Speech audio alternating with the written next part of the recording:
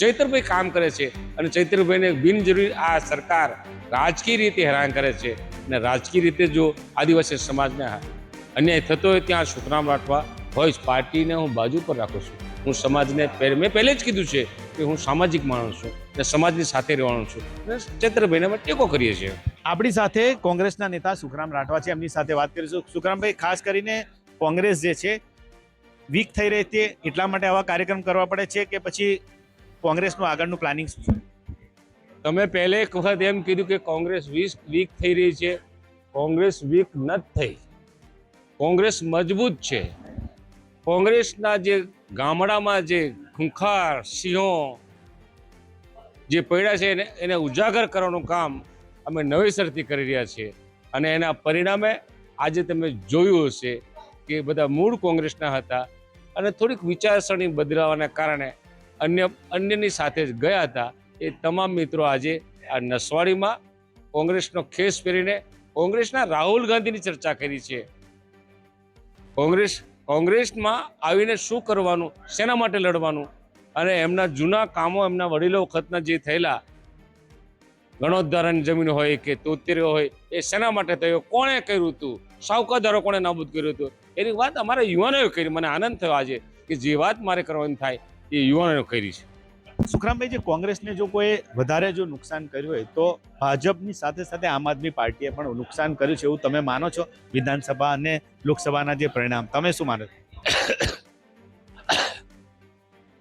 ભારતીય જનતા પક્ષને જોઈતું હતું કે આદિવાસી વિસ્તારમાં ગાબડું કેમ પાડવું અને ગાબડું પાડવા માટેનું ડ્રિલિંગ મશીન એમને આ પાર્ટી નામનો સામેણો મળી ગયો અને એનો ઉપયોગ એને કરી નાખ્યો અને ઘણા બધા ટિકિટ વાંચો અથવા તો ગામમાં અથવા તો પાર્ટીમાં પુરાણો મુકાયેલો હોય એવા માણસો બધા ભેગા થઈને કામ કર્યું અને કોંગ્રેસને હરાવી.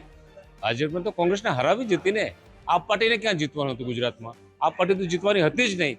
તેમ છતાં ગુજરાતમાં કાણું પાડવાનું કામ નાણાંથી થયું એમ કહું તો કંઈ ખોટું નહીં. નાણું ભાજપે કોને આપ્યો એ તપાસનો વિષય છે ને. અમે સ્થાનમાં કહેતા ત્યારે સમજવાનું પત્રકારો એના પર શું વિશ્લેષણ થાય એ તમારે કરવાનું.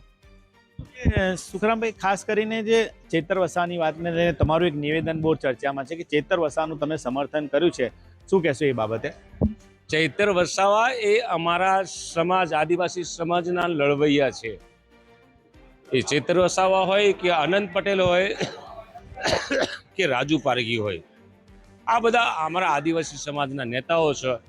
અમારા છોટાઉદેપુરમાં અથવા તો પાયજેતપુરમાં જે આદિવાસીના પ્રશ્ન લડે છે, અમારા ભેંસાભાઈના ટૂંકલકડી પતલી કાઠીના ભારતીય આદિવાસી પાર્ટીમાં ઘણા એને કેણા આવ્યા છે. એને છોડીને કોંગ્રેસની સાથે આદિવાસી સેલના પ્રમુખ થયા છે. એવા વિષ્ણુભાઈ જેવા કામ કરે છે. તો એ કામ કરનાર માણસને મારે ટેકો આપવો પડે.